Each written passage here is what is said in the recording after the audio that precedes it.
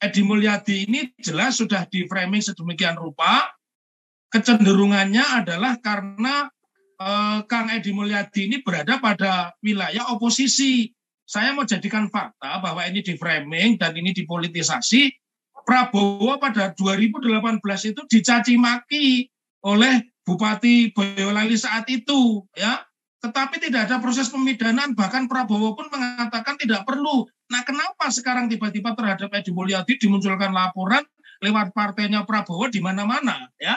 Yang menurut saya secara substansif tidak bisa karena sifatnya delik aduan, maka yang menimbulkan kerugian yang disasar langsung andai kata ini perbuatan materialnya ditujukan kepada Prabowo, nggak bisa diwakilkan ya Prabowo yang melapor.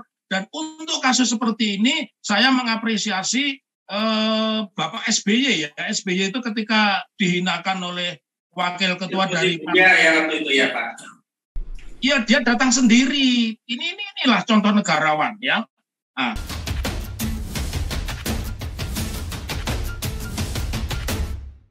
Manapun unsur pidana itu yang akan menentukan apakah satu perbuatan itu memenuhi unsur pasal pidana tertentu, maka harus ada ahli pidana. Dan hari ini kita hadirkan ahli pidana yang akan membedah apakah ungkapan jin buang anak tadi memenuhi unsur pidana baik dalam ketentuan pasal 28 Undang-Undang ITE atau pasal 14 dan 15 Undang-Undang Nomor 1 Tahun 1946 tentang peraturan pidana karena dianggap menebar kebohongan. Setelah hadir bersama kita melalui Zoom meeting Dr. Muhammad Taufik SHMH. Beliau juga ahli pidana, selain itu juga beliau mengajar di Universitas Islam Unisula kalau tidak salah begitu. Assalamualaikum Dr. Muhammad Taufik.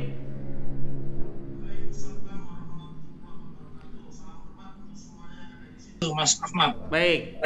Dokter, ini ada dua hal yang ingin kami ketahui pendapat dari dokter. Yang pertama, apakah ungkapan jin buang anak atau ujaran atau tuturan jin buang anak itu memenuhi ketentuan unsur-unsur pasal yang diatur dalam pasal 28 Undang-Undang ITE maupun Undang-Undang Nomor 1 Tahun 1946. Yang kedua, saya juga ingin pandangan Dr. Taufik terkait Undang-Undang IKN yang hari ini ramai-ramai ditolak masyarakat, dan sebenarnya konteks kritik Bang Edi Mulyadi dan kemudian sampai keluar tuturan atau ujaran jin buang anak itu kan tidak lepas dari kritik beliau terkait Undang-Undang IKN. Monggo dokter disampaikan.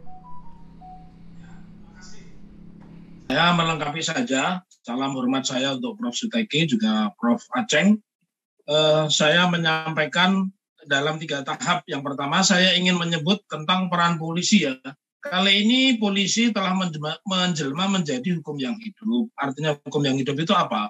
Sesungguhnya di dalam sistem peradilan pidana, polisi itu bagian dari hukum. Tapi sekarang polisi membuat hukum sendiri, polisi menjadi penyidik, penuntut umum, hakim sekaligus ya.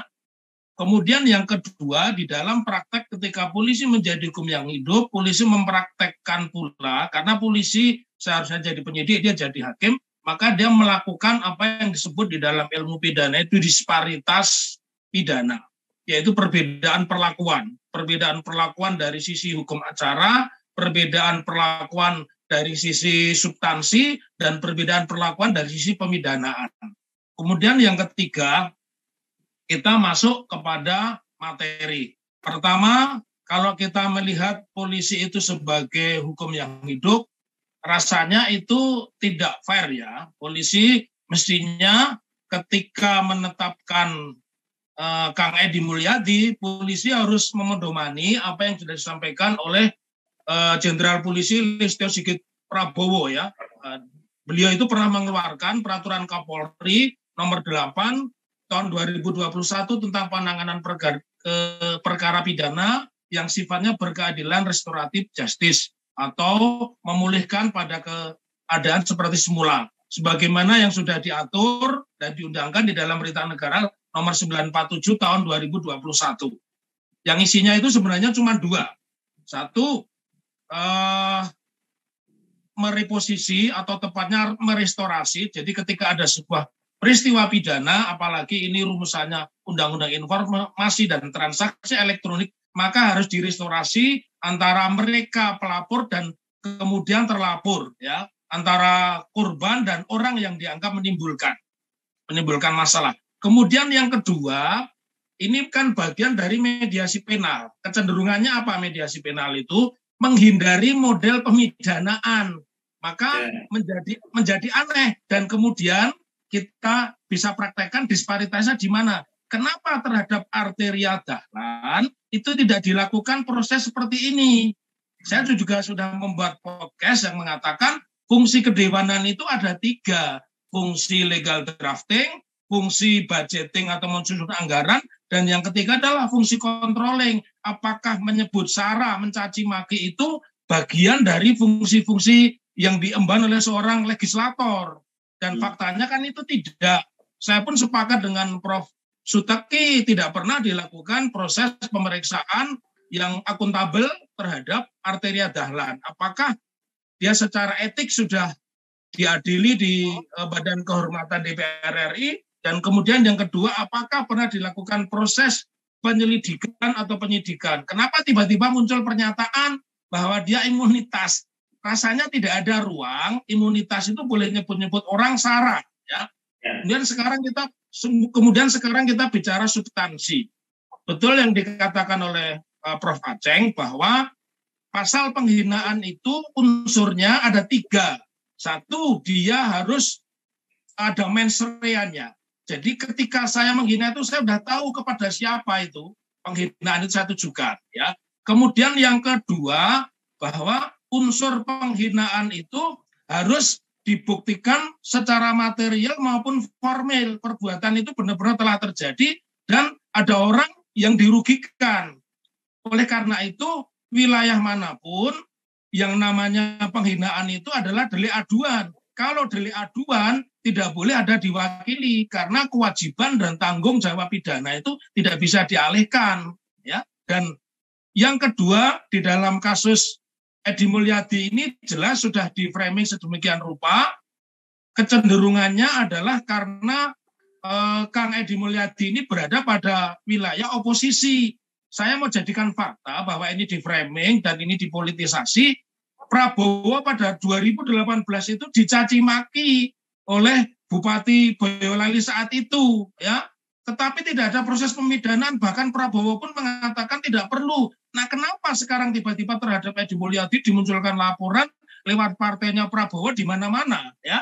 Yang menurut saya secara substansif tidak bisa karena sifatnya delik aduan, maka yang menimbulkan kerugian yang disasar langsung, andai kata ini perbuatan materialnya ditujukan kepada Prabowo, nggak bisa diwakilkan ya Prabowo yang melapor. Dan untuk kasus seperti ini, saya mengapresiasi Bapak SBY, ya. SBY itu ketika dihinakan oleh wakil ketua dari waktu itu ya Pak. Iya, dia datang sendiri. Inilah contoh negarawan, ya.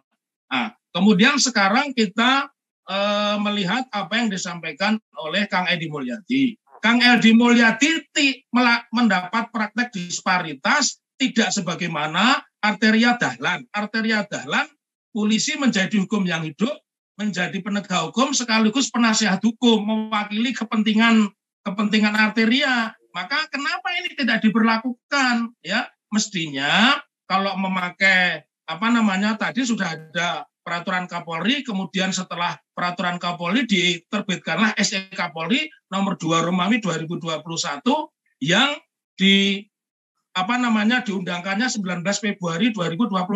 Di situ ada mekanisme, di butir 10 itu salah satu mekanismenya, karena tadi orientasinya adalah non mediasi penal. Jadi tidak perlu ada pemidanaan. Oleh karena itu mestinya pelapor dan terlapor ini dihadapkan, dan ketika sudah dihadapkan mereka menyatakan permintaan maaf itu dianggap selesai. Maka menjadi sebuah pertanyaan, kenapa sekarang kepolisian melakukan apa yang saya sebut insubordinasi, pembangkangan terhadap 2 aturan. Satu, peraturan Kapolri nomor 8 2021, yang kedua SE Kapolri 2 Romawi 2021. Mestinya kedua belah pihak itu dipertemukan terlebih dahulu gitu loh. Nah, bukan di framing di mana-mana. Bahkan ada tanggapan juga peristiwa ketika meminta ditangkap dan terusnya itu ternyata pelakunya adalah dari kekuatan politik tertentu.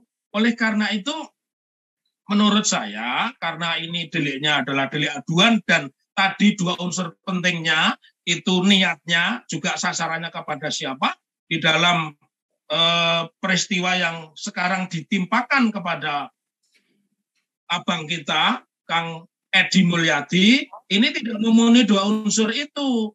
Justru kita semua sepakat artinya dahlan ini memenuhi pasal 28 ayat 2 karena dia jelas Sunda ya. Kemudian tidak boleh ngomong seperti itu minta dicopot, itu bukan bagian dari 3 fungsi seorang anggota legislatif. Karena itu menurut saya sepakat dengan Mas Ahmad Khosinuddin dan pembicara yang lain, sebenarnya yang dibidik dari Kang Edi Mulyadi ini karena dia getol berbicara KM 50, dia getol berbicara tentang pemindahan IKN, yang di situ dia kupas siapa-siapa yang diuntungkan. Jadi sikap hukum saya jelas ada 3, inilah sebuah praktek disparitas. Yang kedua, polisi tidak menghormati hukum acara yang notabene itu dibuat oleh kepolisian sendiri atau atasan polisi. Dan yang ketiga, substansi atau perkara yang ditimpakan kepada Kang Edi Mulyadi itu tidak memenuhi unsur. Begitu Mas Ahmad Khosinuddin ya. Satu lagi Dr. Taufik terkait sikap Dr. Taufik proyek IKN. Bagaimana sikap Dr. Taufik? Proyek IKN pindah ibu kota negara ke Kalimantan. IKN ini menurut saya ini prakteknya judicial corruption, penyelundupan pasal ya. Penyelundupan pasal. IKN ini kan kalau kita lihat ini bagian paket dari Omnibus Law ya. Jadi Omnibus Law itu kan ada 70 undang-undang, salah satunya yang kemudian adalah undang-undang IKN. Kalau Mahkamah Konstitusi sudah memutuskan harus stay off 2 tahun, maka tidak ada pemberlakuan apapun. Jadi kasus pemindahan IKN dan juga kasus Wadas Purworejo itu sama. Ini penyelundupan pasal. Nggak boleh melakukan satu aktivitas apapun menunggu stay off 2 tahun. Kalau ibarat kepailitan itu ya ini namanya PKPU gitu loh. Jadi nggak boleh melakukan aktivitas transaksi apapun. Terhadap IKN kalau saya sederhana aja itu Mas Ahmad, lebih bagus memindahkan otak ke tempatnya semula supaya ekonomi kita ini baik ya. Nggak usah memindahkan ibu kota lah. Ibu kota Jakarta ini sudah pindah ke Solo nanti beneran bunga. Ya kalau pindah ke Solo nggak apa-apa, saya temani sepedaan gitu. Ya pagi kan seperti Oh maksudnya Pak Jokowi yang pulang ke Solo temani sepedaan. Terus Mas Ahmad, saya tadi bilang melengkapi substansi, sekarang terakhir substansi bahwa pernyataan itu tempat jin buang anak, itu konglomerat tanah yang namanya Pak Ciputra almarhum sudah ngomong lebih dulu ketika dia diminta oleh Ali Sadikin mengelola Ancol itu ibarat jin buang anak. Kenapa nggak ada yang nangkep? Dan itu bahasa biasa kalau kita kecil di Jakarta, kita tinggal di Jakarta, jin buang anak itu bagian dari sebuah pernyataan.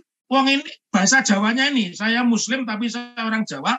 Itu kan alas gong lewang lewong itu kalau orang Betawi bilang ya jin buang anak itu.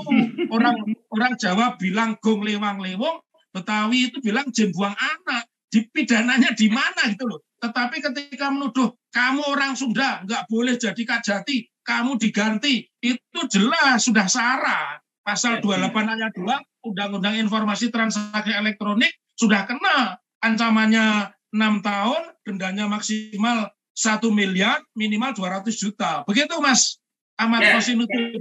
Ya, terima kasih Pak Dr. Taufik Muhammad Taufik, ahli hukum pidana. Sehat selalu, panjang umur dan tetap istiqomah berjuang. Takbir. Allahu Akbar.